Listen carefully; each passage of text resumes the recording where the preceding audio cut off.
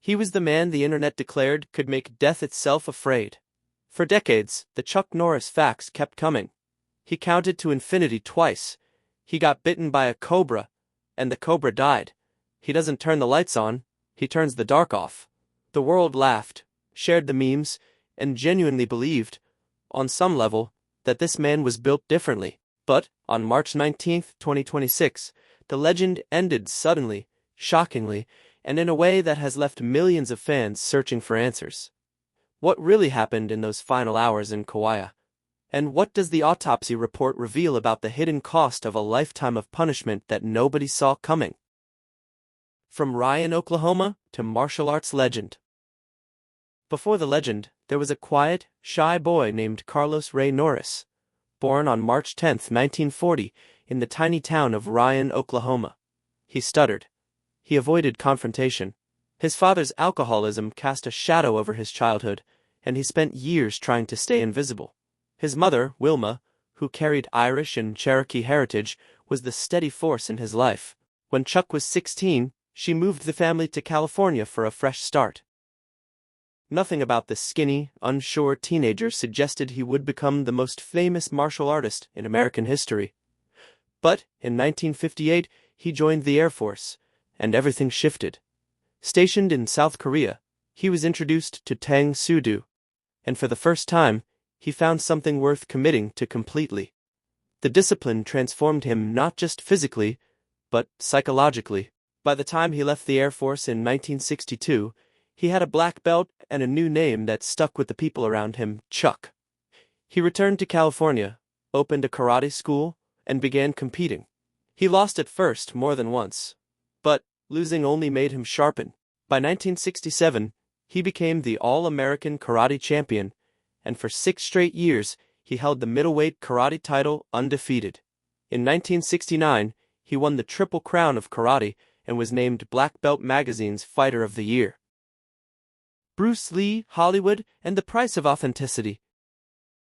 In 1972, Bruce Lee cast Chuck as his villain in The Way of the Dragon, and the film made over $130 million worldwide. It also made Chuck Norris a global name. Through the late 1970s and 1980s, he built one of the most remarkable action careers Hollywood had ever seen missing in action.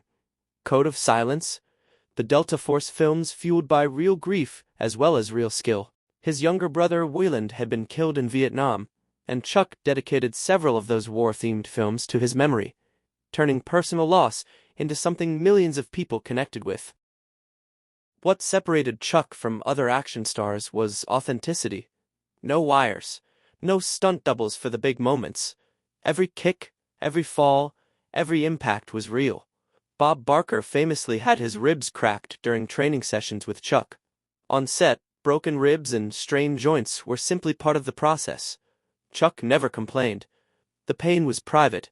The performance was public. That gap between the two tells you everything about the man. 8 seasons and 1,000 roundhouses. In 1993, Walker, Texas Ranger launched on CBS and ran for 8 seasons, producing 203 episodes and consistently ranking in the top 20. Chuck choreographed the martial arts himself, performed most of the physical work himself, and brought a sense of genuine discipline to a show the whole family could watch. When it ended in 2001, he had become something bigger than a movie star. He was a cultural institution. He appeared in The Expendables 2 in 2012, and as recently as March 10, 2026, his 86th birthday, he posted a video of himself sparring with a boxing trainer in Kauai, declaring to the world, "I don't age, I level up." He wrote that he was grateful for another year, good health, and the chance to keep doing what I love. Hello! The post got over 303,000 likes. Nobody watching. It had any reason to worry. The final days. On Wednesday, March 18th, a friend of Chuck's was on the phone with him while he was training on Kauai, working out and cracking jokes in high spirits. TMZ, by all accounts, he was as engaged, energetic, and sharp as ever. That energy wasn't a performance. People who were with him that day have confirmed he was completely himself, teaching, moving, laughing. Then, within hours, everything changed. He was hospitalized on Kauai on March 18th, following a medical emergency and died the following morning, March 19, 2026, at the age of 86. Kauai now. His family released a statement saying, "It is with heavy hearts that our family shares the sudden passing of our beloved Chuck Norris yesterday morning. While we would like to keep the circumstances private, please know that he was surrounded by his family and was at peace." Yahoo! The speed of it stunned everyone. A man who had been training and joking the day before was gone the next morning. The family noted that he lived life with faith, purpose, and an unwavering commitment to the people he loved. TMZ. The tributes came immediately and from everywhere. Arnold Schwarzenegger wrote, "Chuck was an icon. I am grateful that I was able to work with him in multiple ways over the years, from promoting fitness to sharing the screen together. He was a badass in real life and in Hollywood. His legend will be with us forever." Deadline. Sylvester Stallone called him all-American in every way, and President Trump told reporters he was a really good, tough cookie. You didn't want to fight him. Fox News. Former President George W. Bush said Norris made a huge difference in the lives of young people by instilling character and discipline through martial arts, adding, "It was said that when Chuck Norris entered a room, he didn't turn the lights on. He turned the dark off." WLBT. His granddaughter Greta paid tribute on Instagram, saying, "You all knew Chuck Norris as the man who counted to infinity twice, the man who got bit by a cobra, and the cobra died. Chuck Norris was known for many amazing things, but what I am most proud of is that I got to know him as my papa."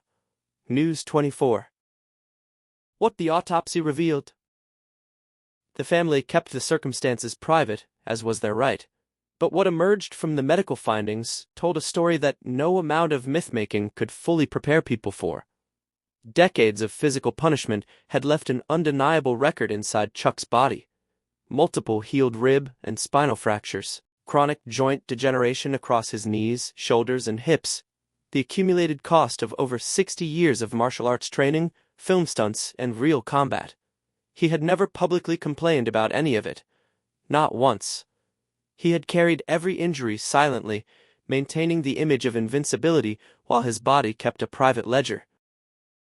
His cardiovascular system bore the strain of a lifetime of extremes. His heart had enlarged over decades of sustained high-intensity exertion, and coronary disease had developed from the relentless adrenaline surges that came with real fighting and film work.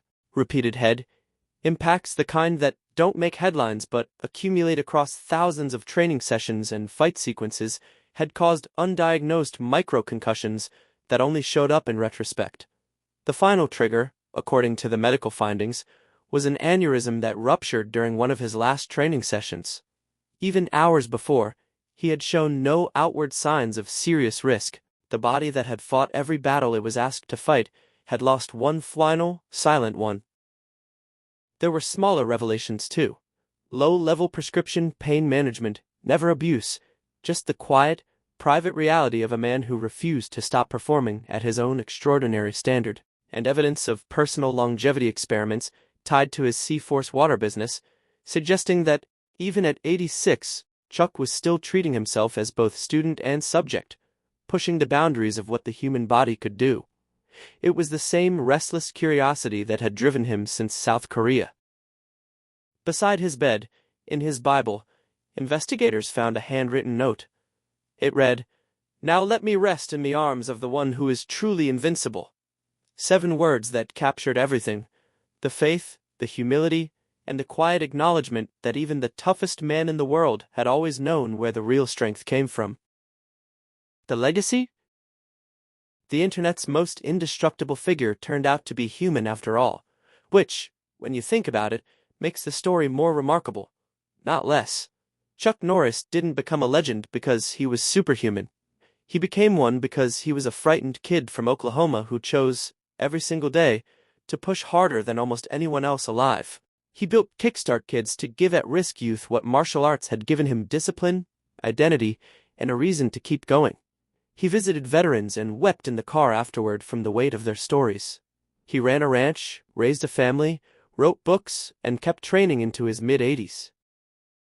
His family's final statement described him as a devoted husband, a loving father and grandfather, an incredible brother, and the heart of our family. Euronews. That's the Chuck Norris that the memes never captured. The autopsy report didn't shatter the legend. It completed it. Every fractured rib, every worn joint, every silent injury was a receipt for the life he chose to live, fully and without apology, until the very last morning.